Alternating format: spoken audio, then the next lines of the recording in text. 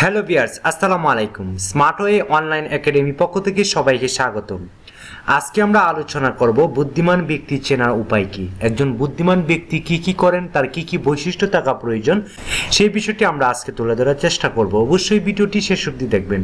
তার আগে ছোট্ট একটি রিকোয়েস্ট, যদি আমার এই চ্যানেলটা আপনার ভালো লেগে থাকে অবশ্যই সাবস্ক্রাইব করেই পাশে থাকবেন, কারণ এই চ্যানেলে প্রত্যেক দিন job responsibility, job analysis, skill development নিয়ে আলোচনা করা হয়। তো চলুন আজকে আমরা আলোচনা করি বুদ্ধিমান ব্যক্তি চেনার উপায় কি। বুদ্ধিমানরা শিখতে ভালোবাসেন। বুদ্ধিমান মানুষ আত্মনিয়ন্ত্রণ করতে পারেন। বুদ্ধিমানরা মুক্ত মনের হয়ে থাকেন। বুদ্ধিমানদের অভিযোজন ক্ষমতা বেশি। বুদ্ধিমানরা ভালো অনুমান করতে পারেন। বুদ্ধিমানরা একাকিত্ব পছন্দ করেন। বুদ্ধিমানরা পরিমিত ঝুঁকি নেন। বুদ্ধিমান ব্যক্তির কৌতুক বোধ আছে। তারা ভালো থেকে শিক্ষা নেন। তারা সমস্যা সমাধান করেন। একমাত্র ভালোবাসায় তাদের আকৃষ্ট করতে পারেন। তারা অন্য মানুষের দিকে তাকিয়ে থাকার চেয়ে দেয়ালের দিকে তাকিয়ে থাকতে বেশি পছন্দ করে।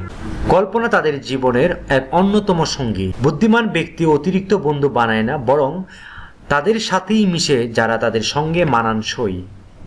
বুদ্ধিমান ব্যক্তি সাধারণত ভদ্র, পরিপক্ক মানসিকতা সম্পন্ন হয় এবং জীবন দর্শন সম্পর্কে ভালো জ্ঞান রাখেন।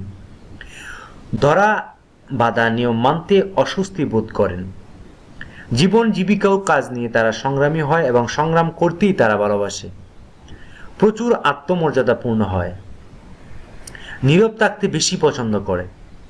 একমাত্র ভালোবাসাই তাদের আকৃষ্ট করতে পারে।